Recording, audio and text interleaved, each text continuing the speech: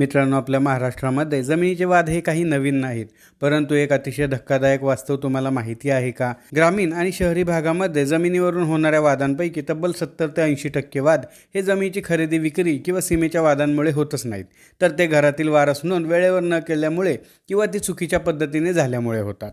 एका कुटुंबात जमिनीचा वाद सुरू होतो, सख्खी भावंडे एकमेकांच्या जीवावर उठतात आणि लाखो रुपये कोर्ट कचेरीच्या पायऱ्या झिजवण्यात वाया घालवतात.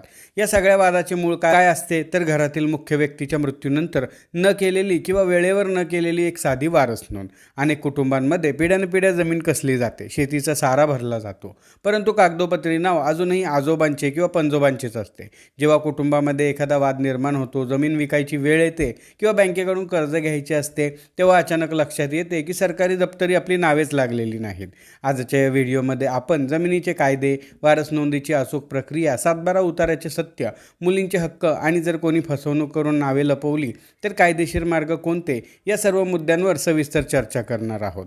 तुम्ही शेतकरी असाल, जमीन खरेदीदार असाल किंवा सामान्य नागरिक असाल तरी देखील हा व्हिडिओ तुमच्या कुटुंबाची मालमत्ता सुरक्षित करण्यासाठी अत्यंत महत्त्वाचा ठरेल, तेव्हा व्हिडिओ संपूर्ण पहा. त्याचबरोबर तुम्हाला आमच्यातर्फे कायदेविषयक सल्ला घ्यायचा असेल तर स्क्रीनवर दिसत असलेल्या मोबाईल नंबरवर व्हॉट्सॲप मेसेज करून कॉल बुक करू शकता. त्यासाठी नाममात्र सल्ला फी आकारली जाईल. व्हिडिओमध्ये पुढे जाण्या अगोदर सर्वात प्रथम आपण हे समजून घेऊयात की वारस नोंद म्हणजे नक्की काय असते. समाजामध्ये असा एक खूप मोठा गैरसमज आहे की घरातील मुख्य व्यक्तीच्या निधनानंतर संपत्ती आपोआप मुलांच्या किंवा वारसांच्या नावावर ट्रान्सफर होते. कायदेशीरदृष्ट्या पाहिले तर हे अर्धसत्य आहे.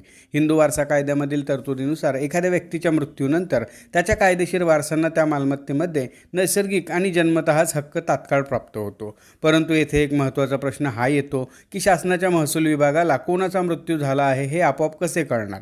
जोपर्यंत तुम्ही अधिकृतपणे अर्ज करून मृत्यूचा दाखला व पुरावे सादर करत नाही तोपर्यंत सरकारी अभिलेखामध्ये ती जमीन मृत व्यक्तीच्या नावावर राहते. थोडक्यात सांगायचे झाले तर कायदेशीररित्या तुम्ही जमिनीचे मालक झाले असलात तरी सरकारी दप्तरी तुमचे नाव नोंदले गेलेले नसेल तर त्या मालकी हक्काला प्रशासकीय आणि व्यावहारिक मान्यता मिळालेली नसते. महाराष्ट्र जमीन महसूल संहिता 1966 कलम 149 अन्वये जेव्हा एखाद्या व्यक्तीला जमिनीवर वारसा हक्काने अधिकार प्राप्त होतो तेव्हा त्याने 3 महिन्यांच्या आतमध्ये त्याची माहिती संबंधित महसूल अधिकाऱ्याला म्हणजेच गावच्या तलाठ्याला देणे बंधनकारक राहते. प्रशासकीय नियमानुसार ही माहिती 20 दिवसांच्या आत देणे अपेक्षित मानली जाते. येथे अनेक लोकांच्या मनात भीती किंवा गोंधळ असतो की जर आमच्याकडून 10 किंवा 20 वर्षे वारस नोंद करायची राहून गेली तर आमच्या जमिनीचा हक्क संपतो का? तर अजिबात नाही. 20 दिवस किंवा 3 महिने उलटून गेले म्हणून तुमच्या जमिनीवरील कायदेशीर हक्क नष्ट होत नाही.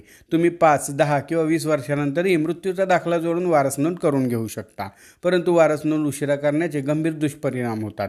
जसे की मध्यंतरीच्या 15-20 वर्षामध्ये जर दुसऱ्या पिढीतील एखाद्या वारसाचा मृत्यू झाला तर त्यांच्याही मुलांची म्हणजे तिसऱ्या पिढीची नावे नोंदवावी लागतात. त्याचप्रमाणे वारस नोंदीसाठी उशीर झाला तर जुने मृत्यूचे दाखले किंवा वंशावळ पुरावे मिळवणे अत्यंत कठीण होऊन जाते. त्याचप्रमाणे एक विशिष्ट काळ लोटला की भावंडांमध्ये किंवा नातेवाईकांमध्ये वाद निर्माण होतात. परिणामी अचानक जमीन विकायची वेळ आली किंवा बँकेकडून कर्ज हवे असल्यास प्रक्रिया अडकून पडते. वारस नोंद झाल्यानंतर 7/12 उतार्यावर सर्व भावंडांची नावे लागतात. मग बऱ्याचदा एखादा भाऊ म्हणतो की माझे नाव 7/12वर आले म्हणजे हा जमिनीचा तुकडा माझा झाला. परंतु हे विधान देखील पूर्णपणे चुकीचे आहे. 7/12 उतारा आणि जमिनीची प्रत्यक्ष वाटणी यात कायदेशीररित्या खूप मोठा फरक आहे. मग 7/12 उतारा म्हणजे काय आहे? तर 7/12 हा जमिनीच्या मालकीचा अंतिम पुरावा नसून ती फक्त एक महसुली नोंद आहे. शासनाने जमिनीचा कर कोणाकडून वसूल करायचा हे ठरवण्यासाठीची ती एक प्रकारची तरतूद आहे. 7/12वर सर्व वारसांची नावे येणे म्हणजे ते सर्व त्या जमिनीचे सामायिक मालक झाले. जमिनीचा कोणता तुकडा कोणाचा पूर्वेचा की पश्चिमेचा हे ठरवण्याचा अधिकार तलाठी किंवा मंडलाधिकाऱ्याला नसतो. जमिनीची प्रत्यक्ष कायदेशीर वाटणी करण्याचे अधिकार केवळ दिवाणी न्यायालय किंवा नोंदणीकृत वाटणीपत्राला असतात. मग फेरफार म्हणजे काय असते? तर फेरफार हा स्वतः नवीन मालकी हक्क निर्माण करणारा दस्तऐवज नाही. अगोदरच घडलेल्या एखाद्या कायदेशीर घटनेची जसे की मृत्यू असेल, खरेदी खत असेल किंवा हक्क सोडपत्र असेल, सरकारी दप्तरामध्ये केलेली ती केवळ एक नोंद असते. आता व्हिडिओमधील अतिशय महत्त्वाचा मुद्दा की जर एखाद्या भावाने फसवणूक करून बहिणीचे किंवा दुसऱ्या भावाची नावे लपवून एकट्याचेच नाव 7/12वर लावून घेतले तर अन्याय झालेल्या वारसांनी काय करायचे? सर्वात प्रथम तर अशा वारसाने झालेल्या चुकीच्या फेरफार विरुद्ध प्रांत साहेबांकडे महाराष्ट्र जमीन महसूल संहितेच्या कलम 247 अन्वये एक RTS अपील दाखल केले पाहिजे.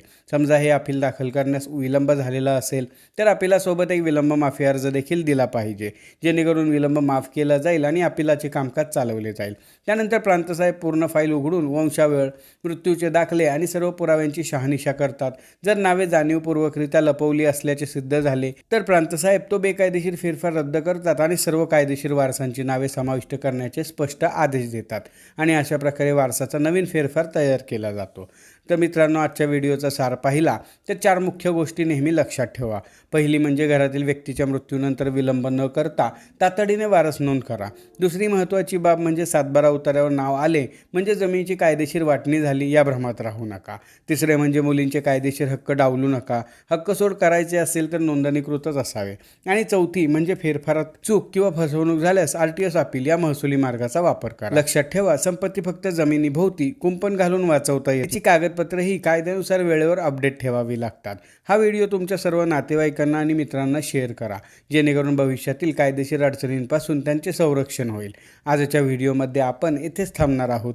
पुन्हा भेटू अशाच एका माहितीपर व्हिडिओमध्ये। तोपर्यंत नमस्कार।